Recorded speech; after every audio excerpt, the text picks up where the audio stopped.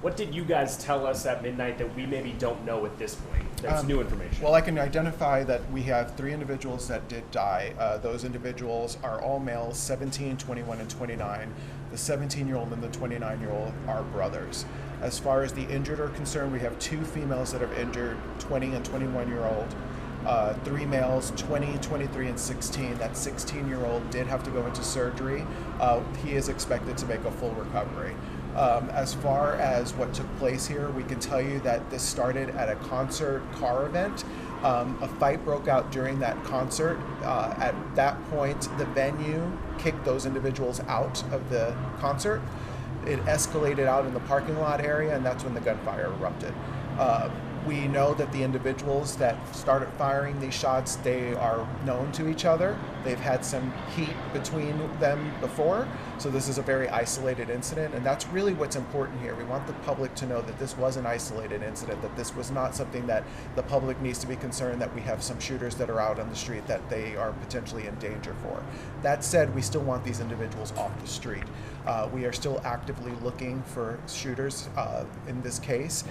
We are asking for the public, if they have any information that they can help us to find these individuals, that they do bring that forward to us. How much of this, if any, was connected to the seafood Mexican restaurant here across the street? Were any of the patrons that were shot eating there or anything of that? So the restaurant was open at the time, so there were families inside the restaurant. The venue is attached to the restaurant, but they were separate events. So even though the restaurant was still up and running, the concert event was a separate event within that facility. So this potentially could have been a lot worse, because we did have families that were inside that restaurant. It was pretty early in the evening. This was at 7:45 in the evening. We are grateful for the fact that our officers were on the scene and had this under control within 3 minutes. This location is right near our police department, so we had officers there. We had our fire department there treating individuals immediately. Unfortunately, we still did have a loss of life of 3 individuals, but we still had a very fast response time. Anyone who was injured or hurt that was not involved in this in any way, that was just a bystander in this? There were the only 5 that we are aware of were the injuries. We're not aware of any further injuries besides those 5. But were those people connected to the people who were having this confrontation beforehand, or were these random? We're not sure of that just yet. I can tell you that most of those injuries were grazing, so bullet wounds, so we're not sure if they were connected to all of this or not. The individuals that began this fight were the ones that were kicked out of the venue, and that's when the shooting occurred.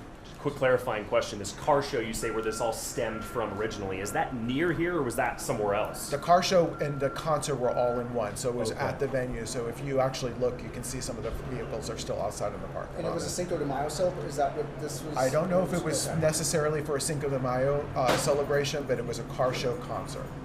And just to be clear, we saw some people get detained on scene. We were shooting that as we first came here. Fair to say those people are being questioned, or what's the status? Our detectives are still actively speaking to individuals. They're still gathering evidence. This is going to be some time before all of this is cleared up. As you can imagine, there's a lot of shell casings that they have to deal with. That's part of the process here. They can tell by the shell casings how many different types of weapons they're dealing with, potentially how many shooters they were dealing with. So they're going to be out here for some time. They've been out here already for some time. This started at 7:45 yesterday, and we're now more than 12 hours later, and they're still out here. I know you also were asking the public for help in identifying anybody.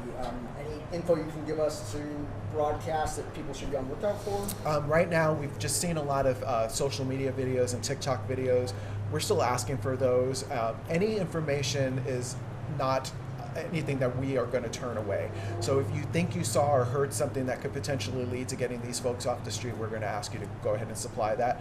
The non-emergency line is 623-930-3000, and you can remain anonymous. Question. Are they injured being cooperative?